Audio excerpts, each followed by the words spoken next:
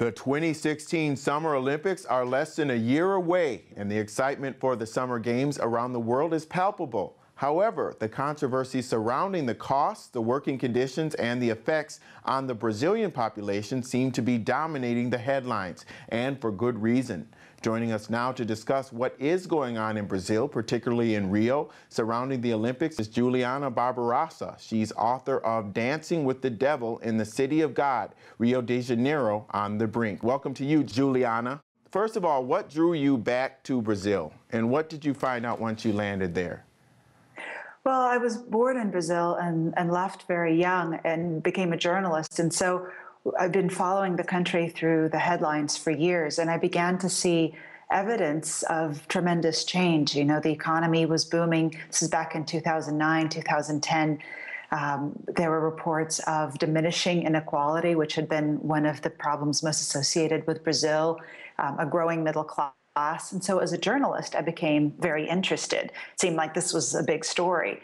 And as a Brazilian, I really wanted to see up close what this was all about. You know, we were talking about very deep changes. So I wanted to know how they were translating into the lives of people there. And not to mention, you know, like you just said, that Brazil was going to host the World Cup in 2014 and then the Olympics in 2016. And the world spotlight would be on this new Brazil, whatever it was. So I wanted to be there to see it. Okay. So I know they lobbied really hard to get this, so they have it now. So how has preparing to host the 2016 Summer Games impacted Rio so far? Well, I think it's been a series of lessons for Cariocas, as Rio natives are known. They were very excited when Brazil got the Games for sure, and out of a sense of pride, essentially, the country was doing very well, and they wanted to show the world that, you know, what they'd done, you know, the changes they'd made. But the preparations have really been a disappointment. As it turns out, mega events like the World Cup and the Olympics are not good urban planning tools.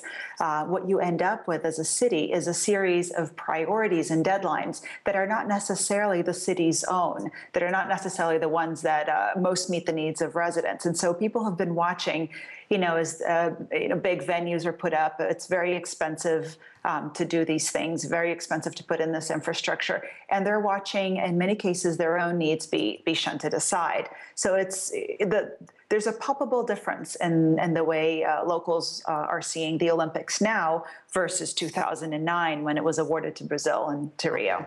But yet and still, they had the World Cup, which you mentioned. Shouldn't this have helped them prepare for the Olympics? Indeed, and now they have the experience of hosting a huge event. The Olympics is even a bigger sort of mothership to land on a city because it's concentrated just in Rio.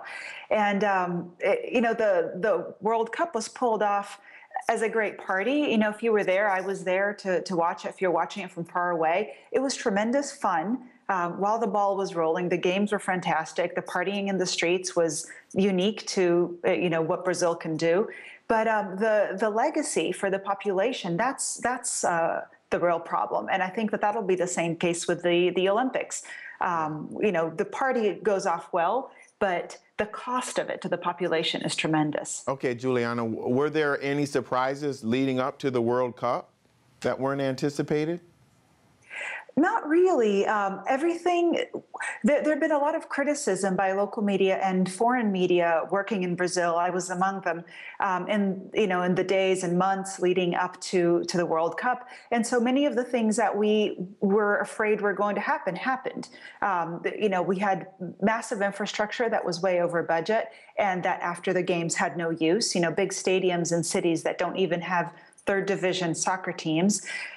So, you know, like I said, costs that were foretold, but the games themselves, no, they went off, you know, fantastically. Okay, so here's something that really blows me away. The AP released a report in July stating that the quality of water for the athletes in some places is 1.7 million times the level of what would be considered hazardous on a Southern California beach. So Rio has less than a year to clean this up. Is it realistic to think that they will?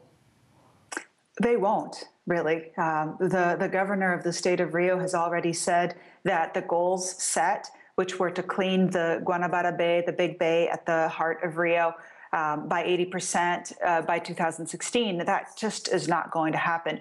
These are long-term processes dealing with pollution at this level. You know, cleaning a bay, cleaning lakes and rivers that empty into these lakes involves dredging. It involves, biological processes that take a very long time, and they were not started early enough. It simply won't happen.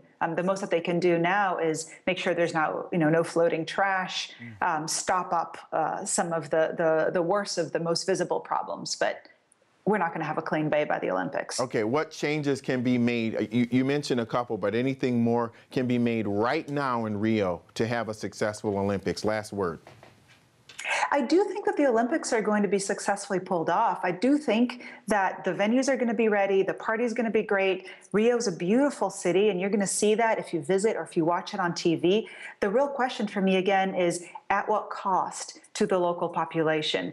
What will be left behind? You know, we're going to have a tremendous security operation to make sure the city's safe for visitors and for athletes. But then you're going to have a highly armed police force that is notoriously lethal. Again, what does that mean for the people of Rio in the long run?